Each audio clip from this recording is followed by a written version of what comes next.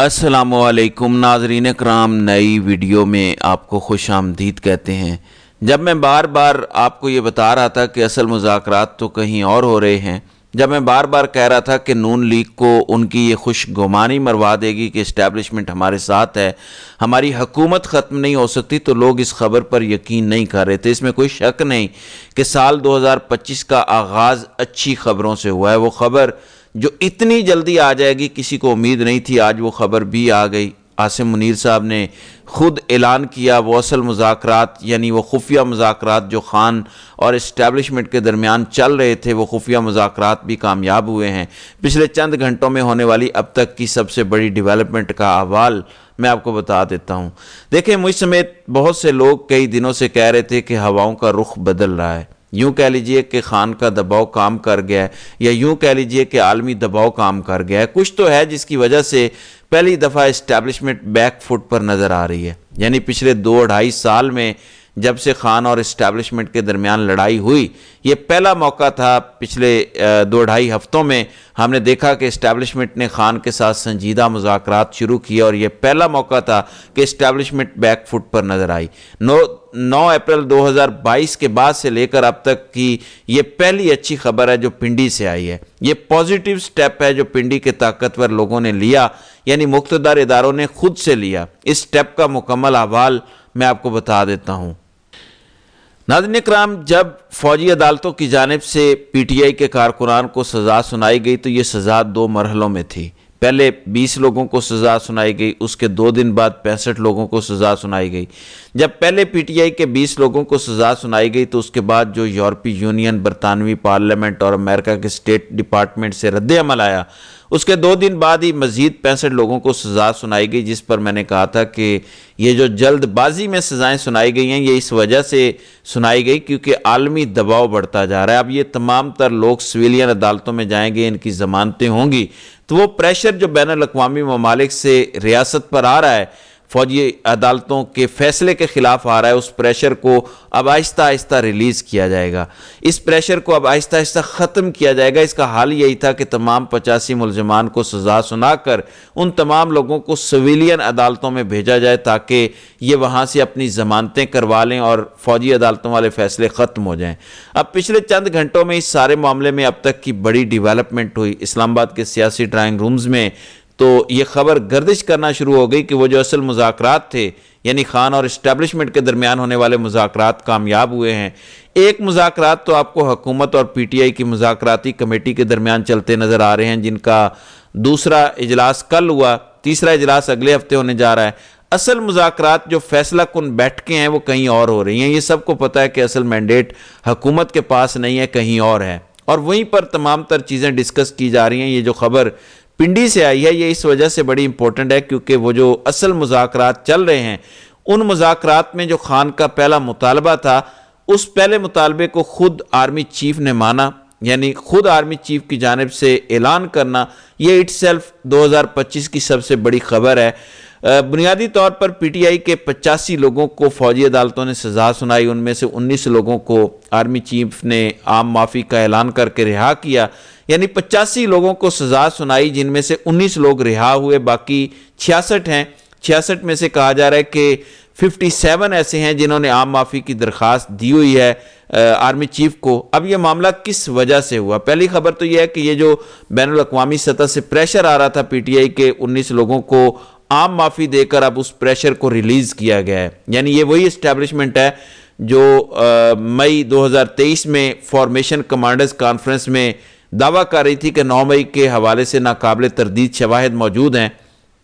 ये वही इस्टेब्लिशमेंट है जो पिछले तकरीबन 1.5 साल से 9 मई 2023 से लेकर अब तक मुख्तलिफ मौक़ों पर यह कह चुकी कि 9 मई के किसी एक मुलजिम को माफ़ी नहीं मिलेगी, किसी को छोड़ा नहीं जाएगा, रिहा नहीं किया जाएगा। पिछले 1.5 साल से इस्टेब्लिशमेंट का 9 मई पर जो मौक़िफ़ रहा, अब आहिस्ता आहिस्ता वो मौक़िफ़ नरम हो गया। आपको याद होगा जब फौजी अदालतों ने PTI के 65 लोगों को सज़ा दे दी, यानी जब दूसरे हिस्से में सज़ा सुनाई गई तो उस सज़ा की जो प्रेस रिलीज़ ISPR से आई वो बड़ी हैरान कुन थी, और मैंने व्लॉग में बताया था कि मेरी नज़र में یہ بڑی ڈیولپمنٹ ہے کہ I S P R P T I کے کارکنان کو نہ تو انتشاری کہہ رہا ہے جو پچھلے 1.5-2 سال سے کہا جا رہا تھا، نہ ان کو فتنہ کہا جا رہا ہے، نہ یہ کہا جا رہا ہے کہ 9 مئی کے ماسٹر مائنڈ کو سزا دی جائے گی۔ یعنی پچھلے 1.5 سال کی پریس ریلیزز ایک طرف اور پچھلے 2-2.5 ہفتوں میں جاری ہونے والی آئی ایس پی آر کی جانب سے پریس ریلیزز ایک طرف، یہ ثبوت تھا بہت بڑا کہ پہلی دفعہ اسٹیبلشمنٹ بیک فٹ پر آئی ہے۔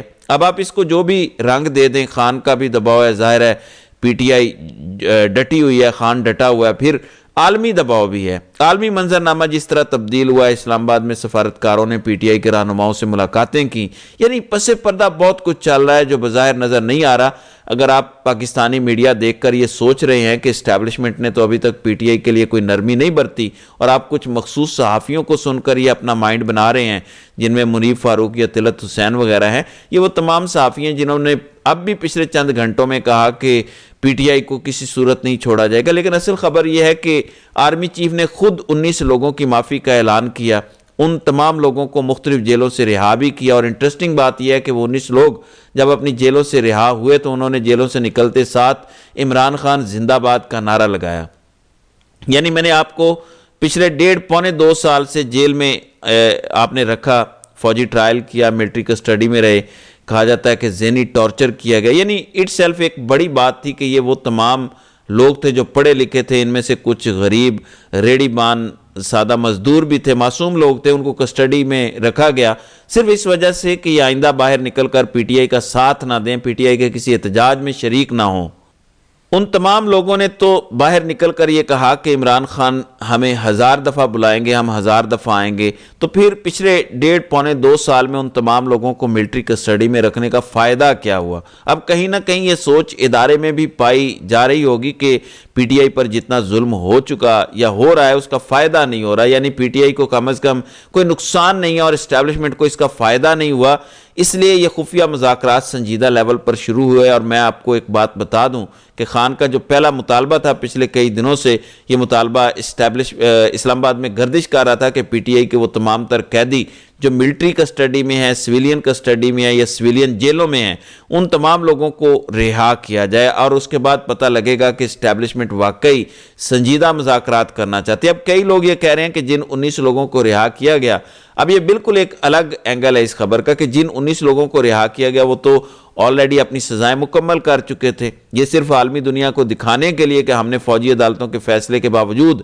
19 لوگوں کو معاف کیا، تو شاید یہ عالمی دنیا کو ایک پیغام دینے کے لیے کیا گیا تاکہ تھوڑا سا ماحول ٹھنڈا ہو، لیکن اٹ سیلف یہ ایک بڑا سٹیپ ہے، کیونکہ اگر آپ نے 19 لوگوں کو معاف کیا اس کا مطلب آپ باقی 66 لوگوں کو بھی معاف کر سکتے ہیں، یعنی قانون تو سب کے لیے ایک جیسا ہے۔ اس کا مطلب یہ ہے کہ وہ پی ٹی آئی کے کارکنان جو اس ٹائم ملٹری کسٹڈی سے سزا سن کر سویلین عدالتوں میں جا چکے ہیں، ان کو بھی اب معافی مل سکتی ہے، اور کسی بھی ٹائم یہ خبر آ سکتی ہے کہ ان کو بھی معاف کیا گیا۔ ایک خبر میں آپ کو بتا دوں کہ سپریم کورٹ میں اس فوجی عدالتوں کے فیصلے کے خلاف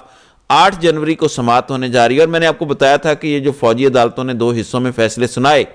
اب یہ تمام تر کیسز سویلین عدالتوں میں جائیں گے، سپریم کورٹ میں جائیں گے، اور آپ میری خبر نوٹ کر لیں کہ سپریم کورٹ اور دیگر جو عدالتیں ہیں وہ فوجی عدالتوں میں سزا پانے والے پی ٹی آئی کے لوگوں کو اب ریلیف دیں گی، اب ان کو رہا کیا جائے گا، ضمانتیں ہوں گی، کیونکہ عالمی دباؤ اتنا بڑھ چکا ہے، ایسا ممکن ہی نہیں ہے کہ عالمی دباؤ آتا جائے اور فوجی عدالتوں والے فیصلے سٹینڈ کرتے جائیں، کیونکہ صرف یورپی یونین سے جو دباؤ آیا وہ اتنا شدت والا ہے کہ اگر اس پر کوئی ریئیکٹ نہ کیا گیا تو یورپی یونین پاکستان پر پابندی لگا سکتا ہے، جس کا نقصان پاکستان کی معاشی صورتحال کو آئندہ آنے والے کئی سالوں تک رہے گا۔ اسی وجہ سے یہ فیصلہ ہوا کہ پی ٹی آئی کے 19 لوگوں کو عام معافی دی جائے۔ انہوں نے عمران خان زندہ باد کا نعرہ بھی لگایا، انہوں نے پی ٹی آئی کے ہر قسم کے احتجاج میں دوبارہ شرکت کا ارادہ بھی کیا۔ تو پچھلے 2-2.5 سال جو ان پر ظلم ہوتا رہا، جو ان کے کیریئر تباہ ہوئے، کاروبار کا نقصان ہوا، ملازمتیں چلی گئیں، کئی لوگ اپنے بہن بھائیوں اور بزرگوں سے الگ رہے، اس کا حاصل وصول کچھ نہیں ہوا۔ بالآخر میری نظر میں پہلی دفعہ ریاست پاکستان نے بیک فٹ پر جانے کا فیصلہ کیا۔ اس کا مطلب یہ بھی ہے کہ کیونکہ ریاست کے پاس 9 مئی کے ناقابل تردید شواہد موجود نہیں، عدم ثبوتوں کی بنیاد پر بھی لوگوں کو اب رہا کرنے کے علاوہ کوئی چارہ نہیں ہے۔ کہیں نہ کہیں خفیہ مذاکرات کامیاب ہوئے کیونکہ خان کا پہلا مطالبہ مانا گیا۔ اب یہ جو مذاکرات دوسرے اینڈ پر ہو رہے ہیں، جو لوگوں کو دکھانے کے لیے ہو رہے ہیں، یعنی پی ٹی آئی اور حکومت کی مذاکراتی کمیٹی کے جو مذاکرات ہیں، صاحبزادہ حامد رضا نے کل اس پر ایک جملہ بولا تھا کہ ہمارے کچھ مطالبات پر عمل درآمد ہونا شروع ہو گیا ہے، اور ان کا اشارہ آرمی چیف کے اس اعلان کی طرف تھا جس میں پی ٹی آئی کے 19 لوگوں کو عام معافی دے کر رہا کرنے کا اعلان کیا گیا، کیونکہ پی ٹی آئی کا سب سے بنیادی مطالبہ اپنے سیاسی قیدیوں کی رہائی ہے اور اس پر عمل درآمد ہو رہا ہے۔